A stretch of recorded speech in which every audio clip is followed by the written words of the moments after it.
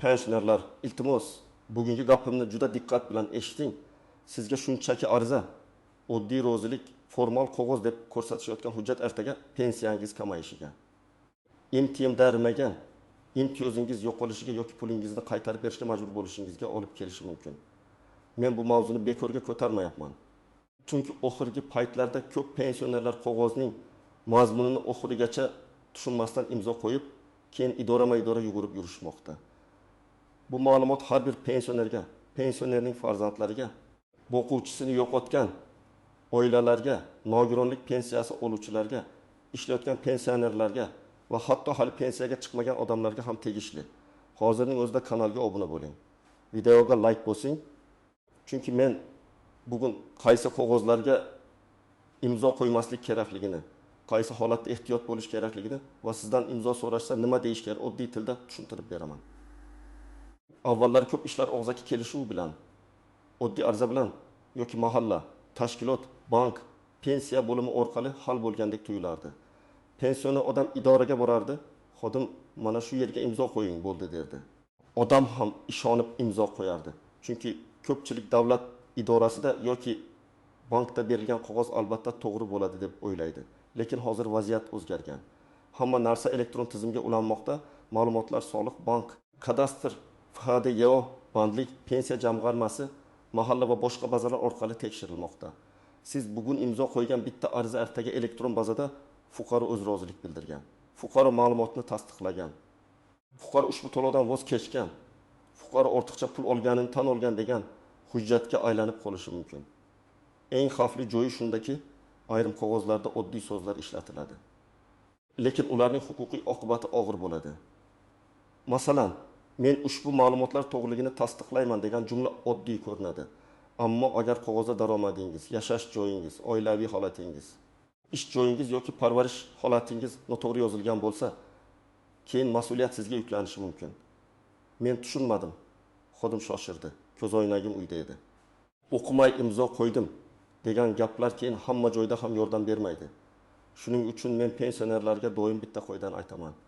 Qog'oz kichkina bo'lsa ham, ariza oddiy bo'lsa ham, u yerda sizning pulingiz, pensiyangiz, mol mulkingiz, qarzingiz, imtiyozingiz yoki roziligingiz haqida gap bo'lsa, o'qimasdan imzo chekmang.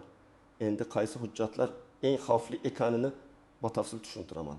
Birinchi navbatda pensiyadan voz kechish, pensiyani qayta hisoblashga rozilik, ortiqcha to'langan pulni qaytarish, kompensatsiya yoki imtiyoz bo'yicha arizalarga juda ehtiyot bo'lish kerak. Masalan, bir pensioner ayolni olaylik. U 18 yoshda oyiga 20.200 ming so'm pensiya oladi. Unga telefon qilib yoki idorada sizning pensiyangizni tekshirishimiz kerak. Mana bu arizaga imzo qo'ying deyishadi. Qog'ozda esa fuqaro pensiya tayinlashda taqdim etilgan ma'lumotlar o'zgarishini tasdiqlaydi va qayta hisob-kitob natijalariga rozilik bildiradi degan jumla bo'lishi mumkin. Agar bu qog'ozdagi ma'lumotlar noto'g'ri kiritilgan bo'lsa, keyin pensiya miqdori kamayib qolishi ehtimoli bor.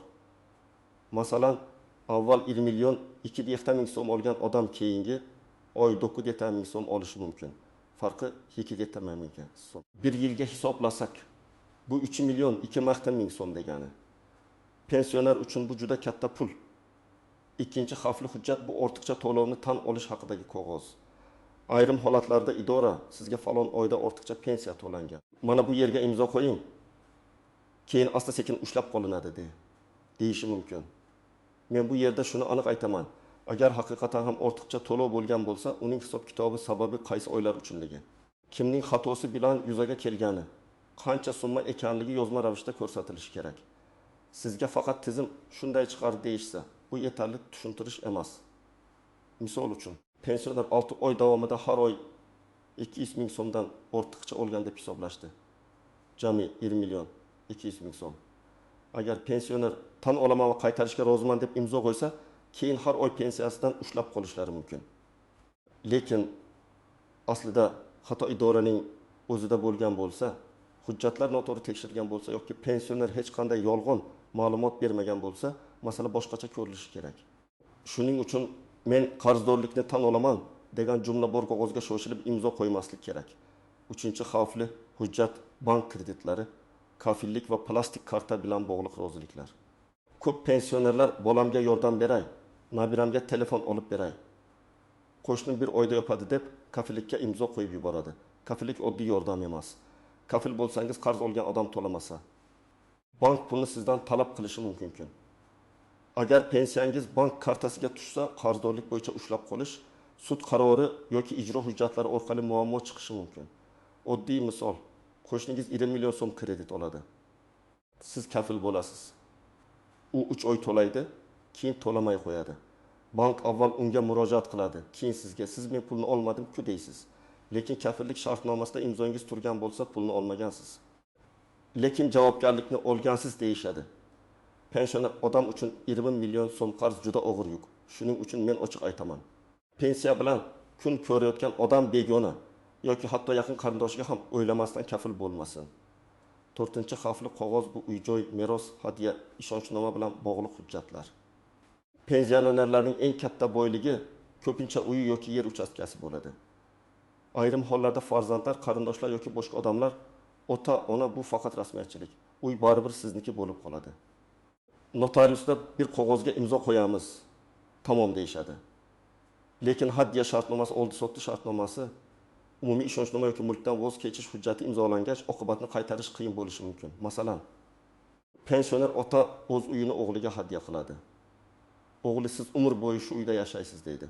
Lekin bu shart hujjatda aniq yozilmagan bo'lsa, keyin kelin bilan kelishmovchilik chiqadi. Uy sotiladi yoki ota boshqa joyga chiqib ketishga majbur bo'ladi. Hujjatda urbod yashash huquqi saqlanadi degan band bo'lmasa, gap og'zaki va'da darajasida qolib ketishi mumkin. Shuning uchun uy, yer, meros, hadya, ishonchnoma masalasida imzo qo'yishdan oldin mustaqil yuristdan maslahat olish kerak. 5-xavfli holat bu ishga kirish yoki ishlayotgan pensionerning arizalari. Ba'zi pensionerlar pensiyada bo'lsa ham qo'shimcha daromad uchun qorovul, farrosh, sotuvchi, usta hamshira, o'qituvchi yoki boshqa vazifalarda ishlaydi. Ishga kirishda mehnat shartnomasi, fuqarolik huquqiy shartnoma, xizmat ko'rsatish shartnomasi kabi hujjatlar bo'lishi mumkin. Ularning farqi bor. Mehnat shartnomasida ish vaqti, ta'til, ish haqi, mehnat huquqlari bo'ladi. Fuqarolik huquqiy shartnomada esa siz bajarilgan ish uchun haq olasiz. Ayrim kafolatlar boshqacha bo'ladi. Agar pensioner qog'ozni tushunmay imzolasa, keyin men xodim edim, menga ta'til puli bering desa, tashkilot yo'q, siz xizmat ko'rsatgan shaxs edingiz deyishi mumkin yoki aksincha. Sizga faqat yordamchi bo'lasiz deyishadi. Hujjatda esa moddiy javobgarlik yuklanadi. Masalan, do'konda ishlayotgan pensionerga ombordagi takinda million so'mlik tovar uchun moddiy javobgarlik shartnomasi imzolatishadi. Keyin qamomat chiqsa, siz javobgarsiz deyishadi. Shuning uchun ish joyida ham mana shu yerga imzo qo'ying degan gapga ko'rko'rmay ishonmaslik kerak. Menimcha eng ko'p ehtiyot bo'lishi kerak bo'lganlar yolg'iz yashaydigan pensionerlar, farzandlari boshqa shaharda yoki chet elda bo'lganlar, savodi pastroq yoki hujjat o'qishga qiynaladiganlar, ko'zi yaxshi ko'rmaydiganlar, telefon orqali ko'p aldanadiganlar, kredit yoki qarz masalasida tajribasi yo'qlar, shuningdek uy-joy o'z nomida bo'lgan keksa odamlar, lekin bu faqat ularga tegishli emas. Hujjatni o'qimasdan imzo qo'yish har qanday odam uchun xavfli. Hatto oliy ma'lumotli, ko'p yillik ish tajribasiga ega pensioner ham hujjatdagi bitta jumlani e'tibordan qochirishi mumkin. Huquqiy tilda yozilgan matn oddiy odamga murakkab ko'rinadi. Shuning uchun men hammasini bilaman deb o'ylamaslik kerak. Kimlar uncha xavotir olmasligi mumkin? Agar siz hujjatni to'liq o'qigan bo'lsangiz, undagi har bir bandni tushungan bo'lsangiz, nusxasini olgan bo'lsangiz, kerak bo'lsa farzandingiz yoki yuristga ko'rsatgan bo'lsangiz, hujjatda sizga zararli majburiyat yo'qligini bilsangiz, unda imzo qo'yishingiz mumkin. Ya'ni muammo imzoning o'zida emas, muammo tushunmasdan imzo qo'yishda. Endi istisnolar va ko'pchilik bilmaydigan nozik jihatlarga o'tamiz. Birinchi nozik jihat, hamma ariza ham zararli emas. Masalan, pensiyani qayta hisoblash sizning foydangizga bo'lishi ham mumkin. Agar sizda qo'shimcha ish staji topilsa, eski mehnat daftarchangizdagi yozuvlar tasdiqlansa, ish haqi haqida arxiv ma'lumoti chiqsa, pensiyangiz oshishi mumkin. Lekin baribir arizada nima so'ralayotganini tushunish kerak. Pensiyamni oshirib bering degan mazmundagi ariza boshqa, qayta hisob kitob natijasi ro'ziman degan ariza boshqa. Ikkinchi nozik jihat. Sizga og'zaki aytilgan gap hujjatdagi matndan kuchli emas. Xodim xavotir olmang, bu sizga zarar qilmaydi desa ham, qog'ozda boshqa narsa yozilgan bo'lishi mumkin. Keyin nizo chiqsa, odatda yozma hujjatga qaraladi.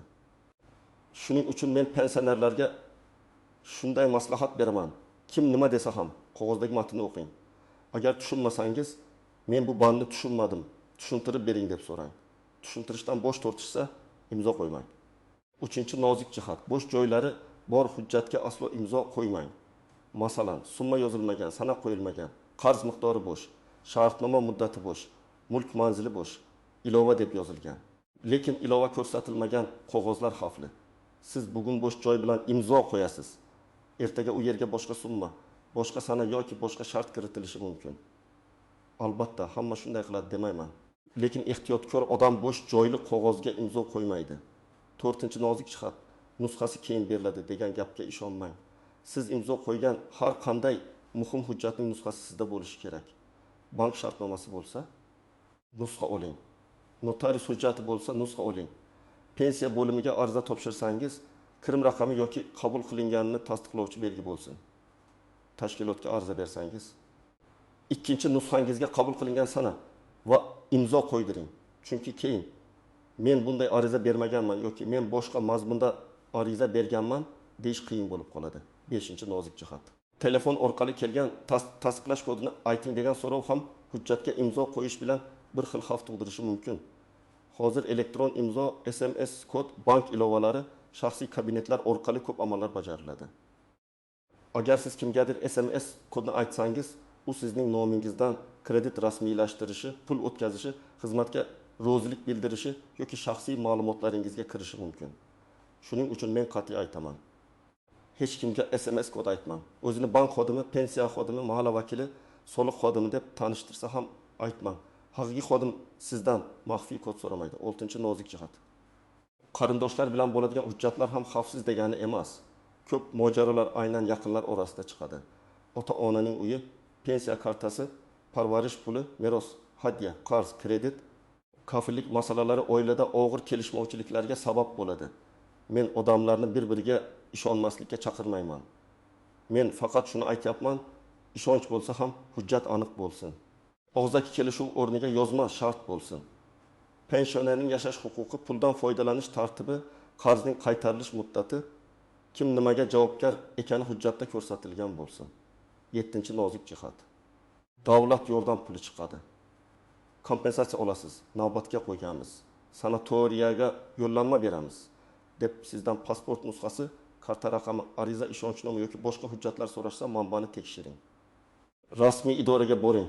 Telefon raqamini o'zingiz toping. Mahalladan yoki pensiya bo'limidan aniqlang. Ijtimoiy tarmoqlarda tarqalgan havolalar, notanish odamlarning qo'ng'iroqlari tezroq yuboring. Aks holda ulgurmay qolasiz degan shoshiltirishlar ko'pincha xavf belgisi bo'ladi. Endi eng muhim qism, sizdan qog'ozga imzo qo'yishni so'rashsa nima qilish kerak? Men sizga aniq qadamlarni aytaman. Birinchi qadam. Qog'ozni to'liq o'qing. Faqat yuqoridagi sarlavhani emas, pastdagi mayda yozuvlarni ham o'qing. Roziman, tan olaman, voz kechaman, davoyim yo'q, qarzdorlikni tasdiqlayman, to'liq javobgarman, mulkni topshiraman, vakolat beraman degan so'zlarga alohida e'tibor bering. Bu so'zlar oddiy ko'rinsa ham huquqiy oqibati bor. Ikkinchi qadam, tushunmagan joyingizni ovoz chiqarib so'rang. Bu band nimani anglatadi? Men imzo qo'ysam pensiyam kamaymaydimi?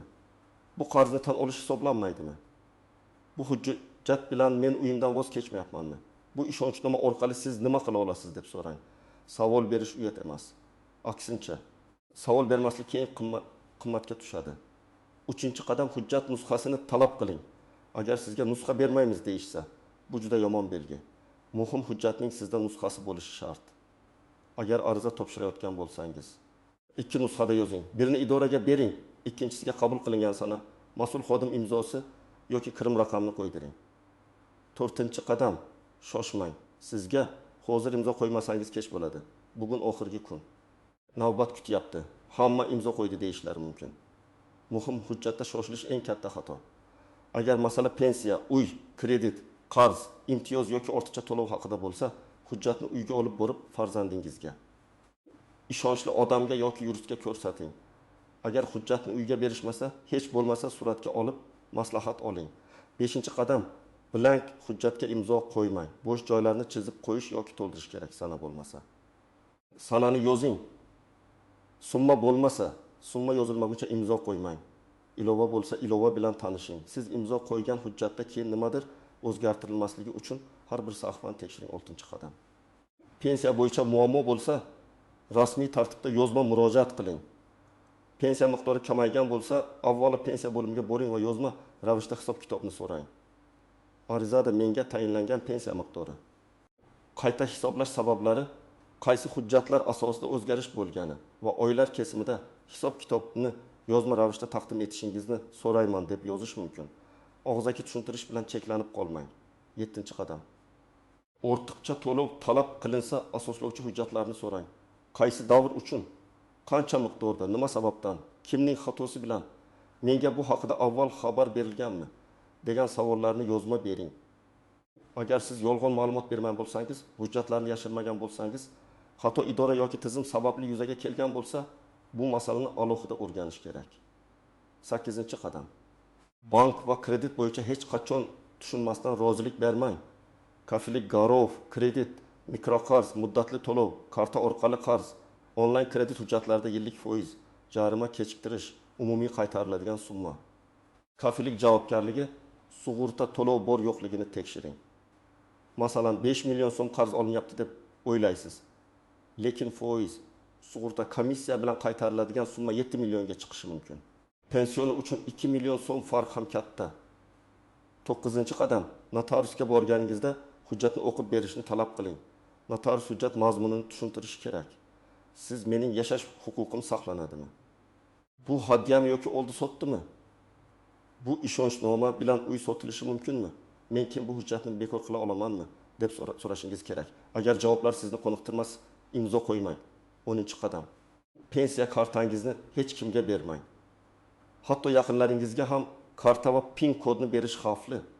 Agar farzandingiz sizga yordam berayotgan bo'lsa, bankda qonuniy tartibda ishonchnoma yoki qo'shimcha karta masalasini aniqlang.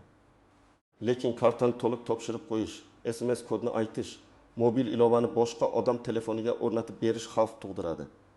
Keyin pul yechib olingan bo'lsa, isbotlash qiyin bo'ladi. Agar siz ariza yozayotgan bo'lsangiz. Unda ism familiyangiz, pasport yoki ID karta ma'lumotingiz, yashash manzilingiz, telefon raqamingiz, murojaat qilayotgan idora nomi, masalaning mazmuni, aniq talabingiz sana va imzo bo'lishi kerak. Talab aniq yozilishi muhim. Ko'rib berishingizni so'rayman degandan ko'ra, pensiyam qayta hisoblangan bo'lsa, hisob-kitob asoslarini yozma ravishda berishingizni so'rayman deyish kuchliroq. Agar hujjatda da'vo yo'qligi haqida jumla bo'lsa, ehtiyot bo'ling. Mening hech qanday da'voyim yo'q degan gap keyin sizning shikoyat qilish imkoniyatingizga ta'sir qilishi mumkin. Masalan, sizga 3 million so'm to'lashlari kerak edi, 20 million so'm berib da'voyim yo'q degan qog'ozga imzo oldilar. Keyin qolgan 2 million talab qilish qiyinlashadi.